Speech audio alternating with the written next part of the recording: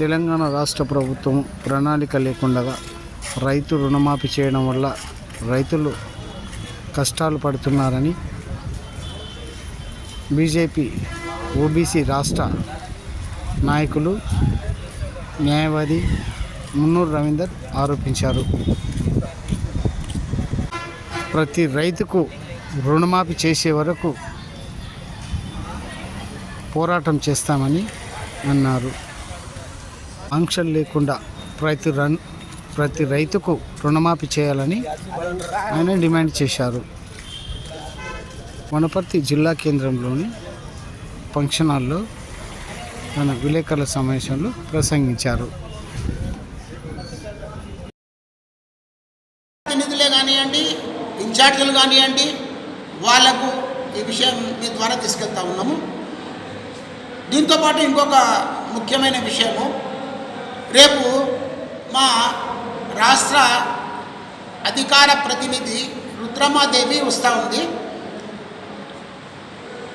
ఈ యొక్క సభ్యత్వం భారతీయ జనతా పార్టీ సభ్యత్వం రేపు 11 గంటలకు అనుకుంటా. రేపు ఇంకా టైం తర్వాత సభ్యత్వం ప్రారంభం చేయడానికి ఈరోజు సభ్యత్వం ప్రారంభం చేయడానికి వస్తూ ఉన్నారు. ఈ సందర్భంగా వనపర్తి సభ్యత్వం మీద, అంటే వనపర్తి నియోజకవర్గం అంటే జిల్లా మొత్తం జిల్లాకు సంబంధించి సభ్యత్వం మీద భారతీయ జనతా పార్టీ జిల్లా నాయకులు కానివ్వండి, తర్వాత మండల నాయకులు కానివ్వండి, టౌన్ నాయకులు కానివ్వండి, అందరూ కూడా దీని మీద దృష్టి పెట్టి సభ్యత్వాన్ని చేసే, అంటే ఇప్పుడు ఉన్నదానికన్నా 200% అధికం చేయాలన్న ఆలోచనతో, లక్ష్యంతో ప్రజల ముందుకు వెళ్ళడం జరుగుతుంది. ఇప్పుడు ఎంత ఉంటుంది సభ్యత్వం? తెల్లమైపోయింది కాబట్టి దీన్ని సరిచేయాల్సిన బాధ్యత ప్రభుత్వానికి. తర్వాత ఈయన ఇంతకుముందు ముఖ్యమంత్రి కాకముందు 33,000 కోట్ల రుణాలు ఉన్నాయి, అವೆಲ್ಲ మాఫీ చేయాలన్నాడు. ఇప్పుడు ఆయన వర్షనే డిఫరెంట్ వర్షను.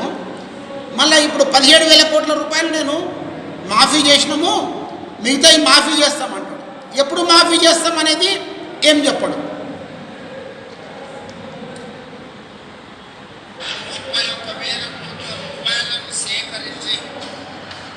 తెలంగాణ రాష్ట్ర రైతాంగానికి రుణముక్తి కల్పించి జూలై 18న మొదలుపెట్టే ఇవాళ 17/6 సరిగ్గా 27 రోజుల్లో 18,000 కోట్ల రూపాయలు రైతుల ఖాతాలోకి బదిలీ చేసిన ప్రభుత్వం పార్టీయైన ఉందంటే ఈ దేశంలో అని కాంగ్రెస్ 2 రకాల వర్షన్స్ ఆయన దానివల్లనే ఇప్పిస్తుంది. ఈ ముఖ్యమంత్రి కానీ ఉప ముఖ్యమంత్రి కానీ ఒత్తి పెట్టి అండర్లైన్ చేసి బోల్డ్ లెటర్స్తో మాట్లాడినంత మాత్రాన ప్రజా సమస్యలు తీరవు. నిజానికి మీకు చిత్తశుద్ధి ఉండాలి. ఈరోజు ప్రభుత్వం వచ్చి ఇన్ని రోజులు అయినాక కూడా మీకు ధరణి గురించి ఇంతవరకు ఆలోచన లేదు. మళ్ళీ ఈరోజు 6 కొత్త చట్టం అంటాం. ధరణిలో ఇన్ని అవకతవకలు ఉన్నాయి, ధరణిలో అవకతవకలు చాలా ఉన్నాయి. దాని అన్నీ అంటే ఇప్పుడు మళ్ళీ దాని గురించి ప్రతి చెప్పాల్సిన అవసరం లేదు. ఆ ధరణిలో ఇంతవరకు క్లారిఫై చేయలేకపోయింది.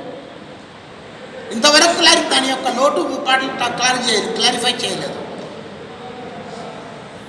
ఈ రకమైన పరిస్థితిలో ఈ ప్రభుత్వం ఈరోజు వనపర్తిలో తీసుకుంటే నీళ్లు లేవు, కరెంటు లేవు, రోడ్లు ఇంకా పూర్తిగా అదేమి స్టార్టే చేయలేదు. రోడ్డు విస్తరణ, కరెంటు, ఆ నీళ్లు లేక 7వ రోజు, ఇది నీళ్లు లేక 7వ రోజు మున్సిపాలిటీకి నీళ్ళు లేక. ఈరోజు ఈ వర్షాకాలంలో కూడా నీవు ఎండాకాలంలో కూడా వనపర్తి మున్సిపాలిటీ 3 రోజులకు ఒకసారి, 4 రోజులకు ఒకసారి, 5 రోజులకు ఒకసారి ఇచ్చింది. ఒక టైం లేకుండా, ఒక పద్ధతి లేకుండా. ఇప్పుడు వర్షాకాలం కూడా నీవు రోజు నీళ్ళు ఇవ్వకపోతే మిషన్ భగీరథ ఆలోచన పోయిన గవర్నమెంట్ ఏం చెప్పింది? 2021 జూన్ జూలై ప్రాంతంలో ప్రతి ఇంటికి 24 గంటలు నీటి నల్లాతోన 24 గంటలు నీళ్ళు ఇస్తామన్నాడు. మళ్ళీ ఏమైంది? 22 పోయింది, 23 పోయింది, 24 కొత్త గవర్నమెంట్ వచ్చింది. ఈ గవర్నమెంట్ కూడా ఇప్పుడు మున్సిపాలిటీ మనం అడిగితే ఇది మిషన్ భగీరథ కింద ఉంది, ఆడేదో ప్రాబ్లం ఉంది, మాకు సరిగ్గా దానికి క్లారిటీ లేదు అంటాడు. కలెక్టర్ కంప్లైంట్ చేసినాం నిన్న. మా కమిషనర్కి ఫోన్ చేస్తే ఎత్తాడు, 10 సార్లు 12 సార్లు ఫోన్ చేస్తే ఎత్తాడు, భయపడతాడు. ఎందుకంటే ఏం చెప్పాల్సి వస్తుందో అని. కమిషనరు చేతగాని వాడు, అంటే మెయింటైన్ చేయలేడు అతను మనిషి, అది మెయింటైన్ చేయలేడు. ఇంత పెద్ద వనపర్తి పట్టణాన్ని ఆయన మెయింటైన్ చేయలేడు. సో ఆయన మెయింటైన్ చేయకపోతే ఇప్పుడు కొత్త ఏఈ మారిపోయాడు, డిఈ మారిపోయాడు, ఎవరిని అడగాలనో తెలియదు. ఫోన్ చేస్తే అటెండర్ ఫోన్ ఎత్తాడు, సార్ ఇది ఏఈ లేడు సార్ అంటాడు. అంటే మన ఏఈ ఫోన్ నువ్వు ఎందుకు ఎత్తినావు అంటే ఏఈ ట్రాన్స్ఫర్ అయ్యాడు సార్, ఇంకా కొత్త ఆయన రాలేదు. అంటే ఇంత అస్తవ్యస్తంగా కాంగ్రెస్ పాలన, ఇంత అస్తవ్యస్తంగా తయారై, ఇంత అస్తవ్యస్తంగా ప్రజలకు అనేక రకాలుగా ఇబ్బందులు పడతా ఉన్నారు ఈ బిల్లులో. సో దీన్నన్నీ సరిచేయాల్సిన బాధ్యత ఇప్పుడు ఈరోజు మనకు వైస్ చైర్మన్ ఉన్నాడు, ప్రణాళిక సంఘం బోర్డు వైస్ చైర్మన్ ఉన్నాడు, ఎమ్మెల్యే ఉన్నాడు. సో వీళ్ళంతా సమర్థులని వాళ్ళే చెప్పుకుంటున్నారు. మళ్ళీ ఇటువంటి సమర్థులలో వనపర్తి ప్రజలు ఇంత ఇబ్బంది పడుతూ ఉన్నారు. కాబట్టి ఈ రకంగా మేము అంటే ప్రభుత్వాన్ని డిమాండ్ చేయడంతో పాటు స్థానిక సమస్యలను అతి త్వరలో పరిష్కరించాలా అనే విషయాన్ని మీ ద్వారా ప్రభుత్వం దృష్టికి తీసుకెళ్తా ఉన్నాము.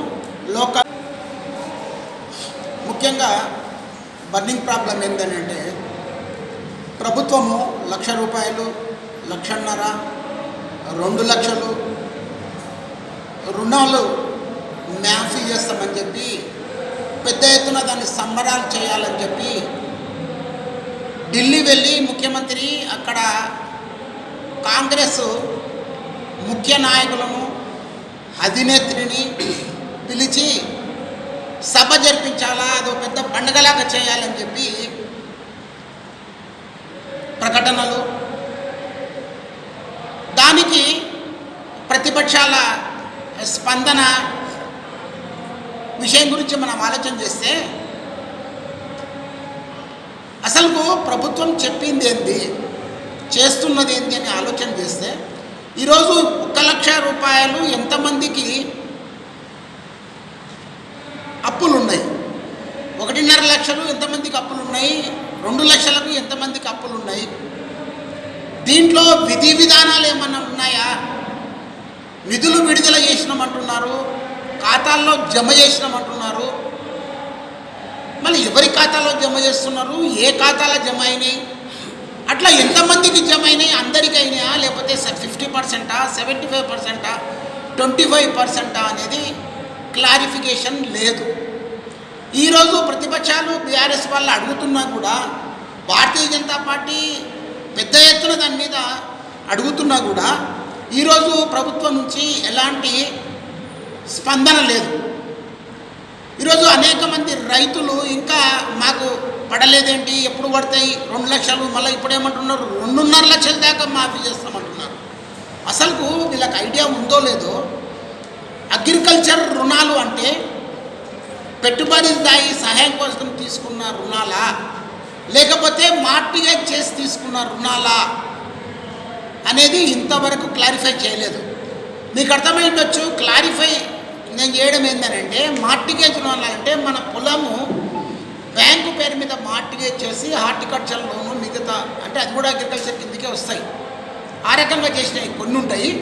లేకపోతే క్రాప్ సాయం పంటలు పండించడానికి ఎకరాకింత అనే ఇచ్చిన పంట రుణాలు కొన్ని ఉంటాయి. ఏ రకమైన రుణాలు మాఫీ చేస్తున్నారు? ఈరోజు ఇన్కమ్ ట్యాక్స్ కట్టే వాళ్ళకు కూడా కొందరికి మాఫీ అయినాయి. బీద రైతులు, ఎదురు చూస్తున్న రైతులు వాళ్ళకి మాఫీ కాలేదు. కొందరు 1,50,000 తీసుకున్నారు, 1,57,000 మాఫీ అయినాయి. అంటే ₹17,000 ఇంట్రెస్ట్ మాఫీ అయింది. ఇంతకుముందు ఏమన్నారు, ఇంట్రెస్ట్ కట్టాలా, 1,50,000 చేసినప్పుడు ఇంట్రెస్ట్ కట్టాలా, మిగతా 1,50,000 మాఫీ అయితే అన్నారు. ఆ రకమైన పద్ధతితోన, సరి అయిన ఆలోచన విధానంతోన రుణమాఫీ జరగడం లేదు. ఈరోజు రాష్ట్ర ప్రభుత్వం చెబుతున్న రుణమాఫీలో లక్షలోపు 1,50,000 2 లక్షలు అంతకన్నా పైన, వాస్తవానికి సగం శాతం అంటే 50% కూడా కాలేదు. స్వయంగా నేను చాలా బ్యాంకులకు కూడా మరి రైతు మిత్రులతో కలిసి బ్యాంకుల దగ్గరికి వెళ్తే వాళ్ళు వ్యవసాయ ఆఫీసర్లనే కలవమంటున్నారు. మరి వనపర్తి రూరల్ మండలానికి మరి వ్యవసాయ అధికారి కుమార్ సార్ ఉన్నారు, వాళ్ళ దగ్గరికి వెళ్తే చాలామంది లైన్లో వెయిట్ చేస్తున్నారు. ప్రతిరోజు కూడా నాగవరం దగ్గర ఉన్న రైతు వేదికలో అగ్రికల్చర్ ఆఫీసుల్లో చాలామంది వెయిట్ చేస్తున్నారు. 2 లక్షల రుణమాఫీ అయ్యింది, ఎక్కువ ఉన్నాయి కట్టుకోమని ప్రభుత్వం చెప్తుంది. రేషన్ కార్డు దానికి సంబంధం లేదని చెప్తుంది. చిట్యాలలో బాలరాజు సన్న బాలయ్య అనే వ్యక్తికి 2 లక్షల రుణమాఫీ భార్యాభర్తల పేరు మీద 2,03,750 రూపాయలు ఉంది.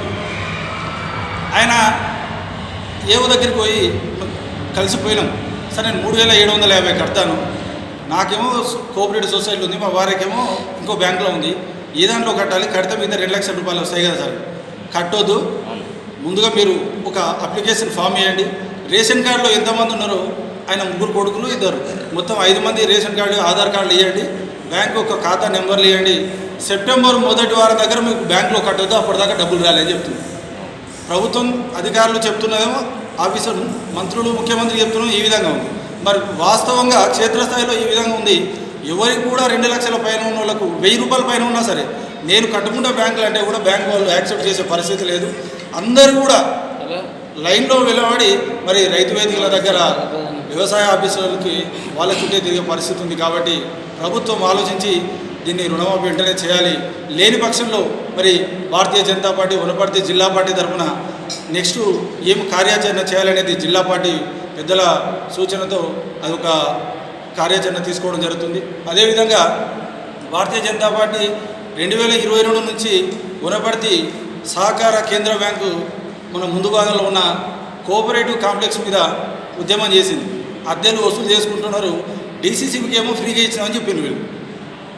అక్కడ ఫ్రీగా ఉంది, వీళ్ళేమో ఎన్నైతే 22 షాపులది దీనికి సంబంధించిన ఆఫీసులు తింటున్నారు.